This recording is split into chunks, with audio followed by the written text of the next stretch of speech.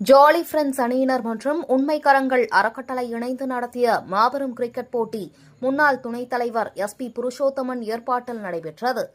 தென்னை அடுத்த சோழிங்கநல்லூர் தொகுதிக்குட்பட்ட காரப்பாக்கம் பகுதியில் அமைந்துள்ள விளையாட்டு மைதானத்தில் ஜாலி ஃப்ரெண்ட்ஸ் அணியினர் மற்றும் உண்மை கரங்கள் அறக்கட்டளை இணைந்து நடத்திய 22ஆம் ஆண்டு மாபெரும் கிரிக்கெட் போட்டி முன்னாள் துணைத் தலைவர் எஸ்.பி. புருஷோத்தமன் ஏற்பாட்டில் நடைபெற்றது.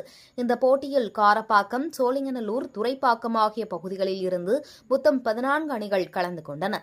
இந்த போட்டியில் சிறப்பு அழைப்பாளராக கண்ணகி நகர் காவல் ஆய்வாளர் எஸ். சரவணன் கலந்து கொண்டார். இதில் விளையாடி வெற்றி பெற்ற முதல் 4 இடம் பிடித்த அணிகளுக்கு பரிசுத் தொகையும், கோப்பைகளும், மெடல்களும் வழங்கப்பட்டன. அடுத்து 3ஆம் இடம் பிடித்த அணிகளுக்கு கோப்பைகள் வழங்கப்பட்டன.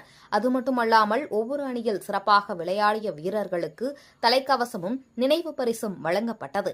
இந்த போட்டியில் முதல் இடத்தை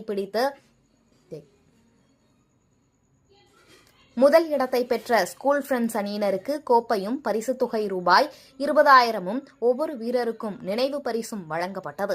2ஆம் இடம் பிடித்த ஜாலி ஃப்ரெண்ட்ஸ் அணியினருக்கு கோப்பையும், பரிசுத் தொகை ரூபாய் 15,000, ஒவ்வொரு வீரருக்கும் நினைவு பரிசும் வழங்கப்பட்டது. 3ஆம் இடம் பிடித்து சதுர்த்தி விநாயகர் அணியினருக்கு கோப்பையும், பரிசுத் தொகை ரூபாய் 10,000, ஒவ்வொரு வீரருக்கும் நினைவு பரிசு வழங்கப்பட்டது.